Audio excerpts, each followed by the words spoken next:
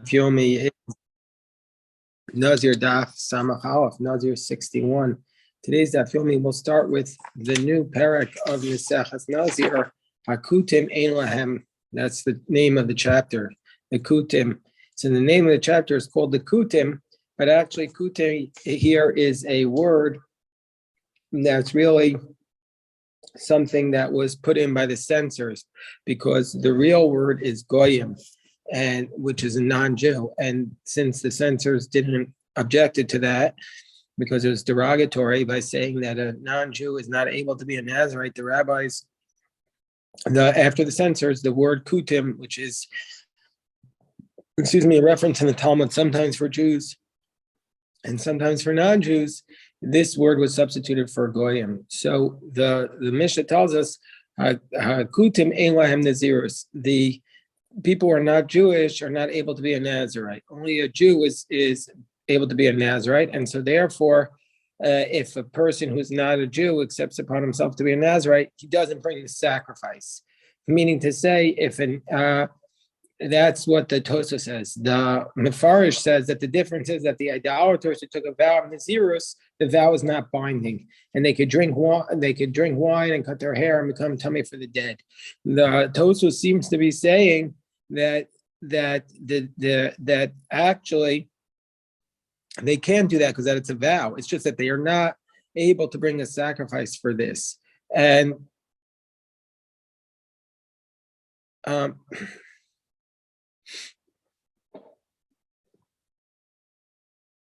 if he comes and the Rosh says that if the Nazirite comes and asks, am I allowed to get a haircut or drink wine or come in contact with the dead, you tell him that he's allowed to do that. If you're a woman or if you're a slave, you're a Canaanite slave, Yeshlan Nazirus. Women and slaves, Canaanite slaves, are people who are able to become Nazirites. Our sugya is going to be referring to a Canaanite slave. However, a Hebrew slave is like a regular Jew, and so he doesn't need a general distinction, so that he can become a Nazirite. But a woman and a Canaanite slave, they are able to be Nazirites. But the law with respect to women and slaves is stricter with respect to women. Kofes avdo, that a man can force his slave, owner can force their slave that they can't be a Nazirite. But he cannot force his wife to not be a Nazirite. So the Mefarish tells us this means that if a slave took a vow to be a Nazirite, his master can force him to drink the wine, but the wife, he can't do it. So the wife, he wouldn't be allowed to do it.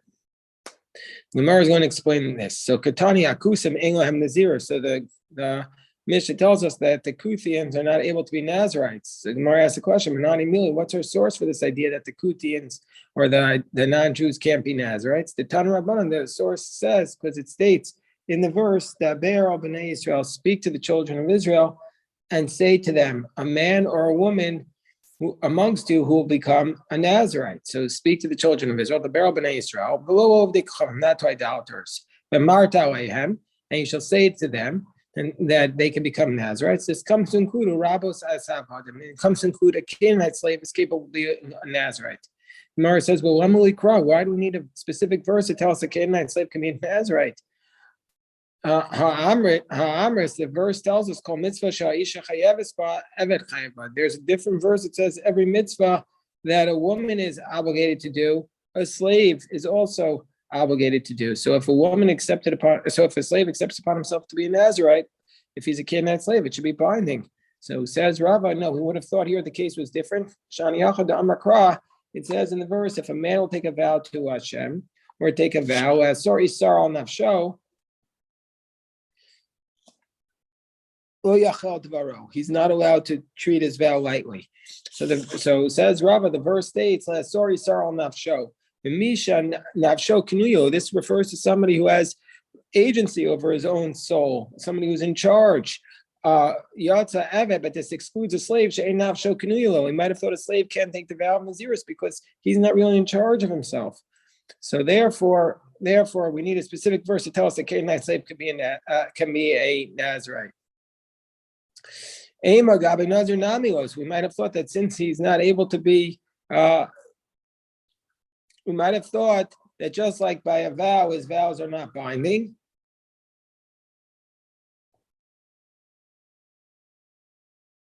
So too, we might have thought also by a Nazirite, he can't prohibit things upon himself. Kamash Milan, we see that that's not the case. He can't be a Nazirite. Amar Maris, we have a teaching.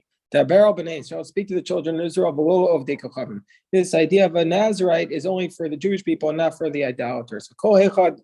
Gemara asks the question, mean to say anytime it says speak to the children of Israel, you mean to say it excludes the idolaters.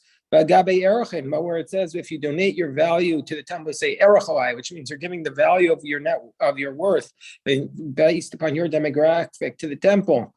Does that mean to say by erachin? It also says that ber b'nei Israel. It says speak to the children of Israel. Ishki afi ne'ader be'erachanef nifasho Hashem. Since somebody takes upon himself a vow of erachin, Vitanya, and it states b'nei Israel ma'arichin ve'ena ovdei chavim ma'arichin. So and we have a brayso that states the brayso states the brayso states that the Jewish people can accept upon themselves to bring the erech, the value of somebody, to the temple, but the idolaters can't.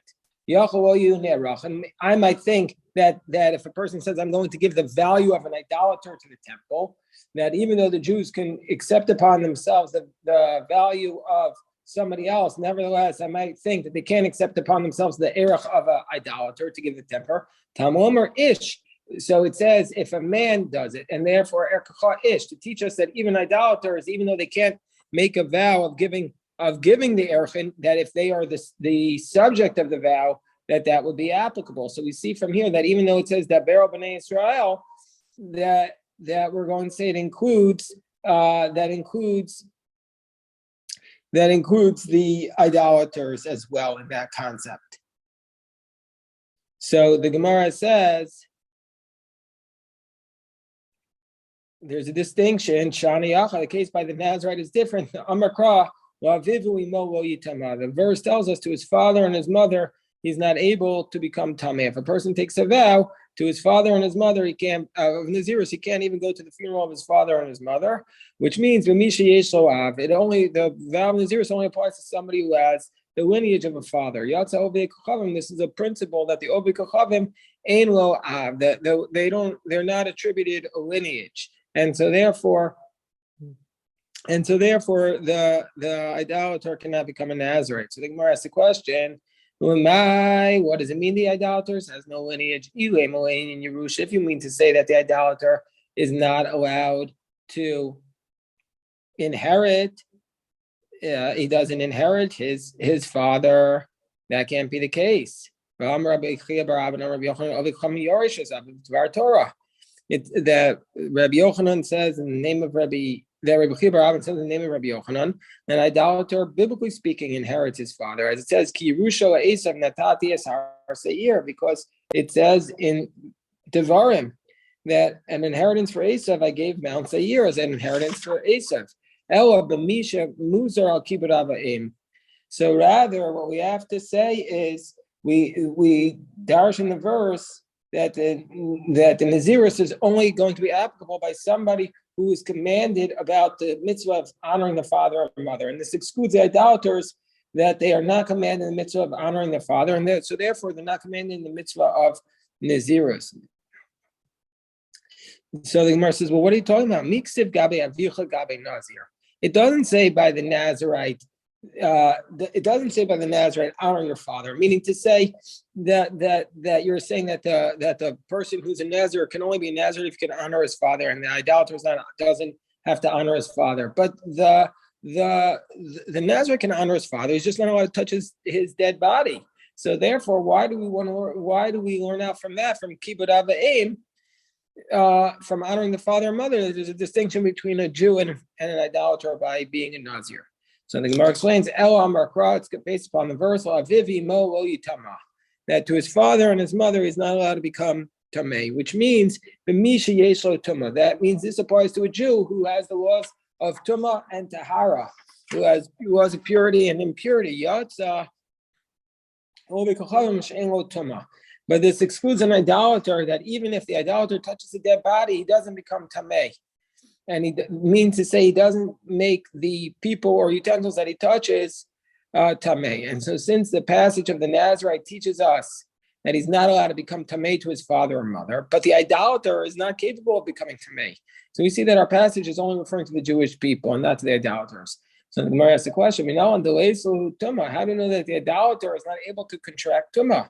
Amakra, it's based upon the verse. It says, yitma v'lo yitchata. If there will be a person who becomes tamei and he does not become purified, and he enters into the temple, he will get karet for entering the temple when he has tamei. But it means only such a person will be cut out from the kahal. The misha yeshko kahal. This refers to somebody who has that what's called a kihila, a community. It excludes the idolater. He doesn't have the kihila, and so therefore that's why we know that idolaters are not capable of becoming tamei. The Gemara says v'dilma, maybe that's not necessarily proof that idolaters have no tamei at all. Meaning to say, it says mitocha kahal. That's just with respect to kares. But maybe maybe the idolaters are becoming tamei, they're just not liable for kares. So therefore, the Gemara brings a different source for the reasoning that an idolater cannot become tamei, is not able to become tamei. It says in the passage of the purification process of pouring the ashes of the red heifer on you to make you tahor. It says v'izah tahor al tamei, and you sprinkle the tahor on the tamei. And the word teva here is, the word tamei is extra. It's the word teva, tamei here is extra because it only needs to say v'izah tahor alav. You sprinkle it upon him. So therefore, that would all needed to say. It doesn't need to say the word tamei. So it needs to say kol sheyeshlo. So we learn from here, kol sheyeshlo tahara yeshlo tuma. Kol she'enlo tahara enlo tuma. Anyone that has purification has tuma, is capable of becoming tamei. Kol she'enlo tahara, anybody who's not capable of purification, enlo tuma. And is not capable of becoming tamei. And so therefore the idolater is not capable of becoming tamei. The Gemara says, but why? Maybe he can't become tahor, but he could become tamei. So the Gemara says, Amakra, I'll give you a different source for the concept that an idolater cannot become tamei. What's a different source for this concept? Based upon the verse, Isha asher yitma v'lo yitchata. If a person will become tamei and he will not be purified, there's something extra in this pasuk. Why does it say the ish asher yitma? If it could just say the ish asher lo yitchata. That would be enough. Why does it say the man who became tamei? It could just say the man who was not purified. So it's going to teach us that only somebody who's able to be purified is also able to become tamei. And so therefore, since idolaters are not able to become purified, therefore they can't become tamei. So the Gemara says, Rav Acha bar Yaakov Amar Shani Ach. Rav Acha bar Yaakov says, I'll give you a different reason. The reason that an idolater cannot become a Nazir is because they have no father. And even though they have a father with respect to inheritance, this case is different. Shani Acha, the Amar Krav, the Hisnachaltemo Samuk Nechem Acharechem. So it says with respect to it says with respect to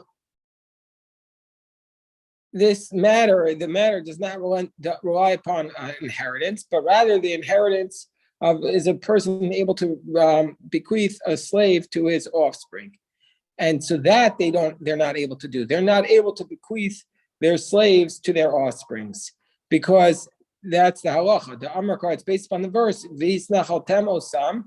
That if a Jew has a Canaanite slave, he can give that slave over to his children. But the idolaters, they are not able to bequeath their slaves to their children because the concept is that the idolater owns the work product, but not really the slave itself. Because and anyone who is able to inherit a slave from his father has the ability of tumah. Whoever doesn't have this ability, ein lo tumah, has no tumah that is said about the passage of the Nazir, and so therefore he has no Nazir. And Mar says, so if that's the case, the slave should also, an Avid should also not be able to be, an Avid Kanani should also not be able to be a Nazir. If the whole reasoning why an idolater can't be a Nazir is because they can't bequeath their slaves to their children, the Avid Kanani also is not capable of bequeathing their slaves to their children. So the Gemara goes back to its first reasoning and says, anytime it says Bnei Israel means the children of Israel and not idolaters, but then we have the problem. What about Ma'arichin, that the idolaters are not capable of, that the idolaters are capable of being an erech upon them, of paying their value vow. So how do we deal with that question? Marabba, Bishla, when Gabi erech mentioned them, Bnei Israel. Bnei Israel, Ma'arichin, Me'ina Ovim Kucham Ma'arichin. Ish. So Rabbah says, I understand by Arachin why the children of Israel can make, why it says Bnei Israel, to teach us that a Jew can make a vow of an erech of value upon me and an idolater can't. I might think that the idolaters also cannot be included in the vow, an erech vow. Somebody makes it upon them. The subject of an erech vow, says the verse, Ish to teach us that they can be included. So therefore, but Hacha, by the passage of Nazirus, if we want to make this drasha, it would say Bnei Israel knows Nirin from Mavin Karban. It would say that the children of Israel can make a vow and bring a sacrifice. Knows from Mavin Karban. And you want to say the Nazirites can make a vow and bring a sacrifice. Yachol aflo yu Nazir and Klal. I might think the Nazirites cannot be. The idolaters cannot be Nazirites at all. Says the verse Ish. It says, we're going to learn out from Ish, that even though the idolaters, that's to teach us that the idolaters cannot make a vow of Nazirus and bring a sacrifice. Nevertheless, we would have said, so therefore, we might have thought that they could become idolaters. Why don't we make that same vow here, that they can't bring a sacrifice, but they could become Nazirites? So the Gemara says, Amar Imishim Karban, if we're saying that the verse is just coming to exclude a sacrifice, after we wouldn't have learned it out from there, but we learned it out from the word Lo'olah, which means Prat Nazirus. That's the opinion of Rabbi Yossi Aglili. So the Gemara says, well, Ema, but maybe it means Bnei Israel knows are in Nazirus Olam. Maybe all it means is that the children of Israel can become a Nazirite forever. But the idolaters can't be Yachol Nazirim. I might think that the idolaters cannot be Nazirites at all, says the verse Ish. So the Gemara says, I'm Rabbi Yochanan Miksiv Nazir Olam. No, it never says the word Nazir Olam in this context. So that it can't be that that's what it's referring to. So the Gemara says, but maybe it's saying Bnei Israel Madir and Bnei and Benazir, the Madir and Bnei and Benazir, Yachol and Nazirim Tamal Omer Ish. So maybe it means that the Jewish people can make their sons Nazirites, but idolater can't make their son Nazirite. So maybe that's all it means. And Gemara says, no. This law that a father can make his son a Nazirite is nowhere written in the Torah. It's a law from Moshe at Sinai alone. And so since it's the law from Moshe at Sinai, it's not possible that we're going to learn this law that only a father can do it for a son and not an idolater, because there's no verse for it. So the Gemara says, well, Ema, maybe we're not from the Bnei Israel Megalchan on the Zirus Avi. And maybe even though, maybe it's coming to teach us that a son could take their haircut in place of their father. But the idolaters can't. I might think the idolaters might not be Nazirites at all. So it's the verse Ish. So the Gemara says, no. No, this law that a man can sacrifice, can take the haircut from the Nazir of his father, is the law from Moshe at Sinai. And so therefore, it's not possible that we learned that from Bnei Israel. And so therefore, we'll have to stop here, but that is the teaching for today's Daf Yomi. Okay, we're stop here. If anybody has any questions, I'm happy to address it.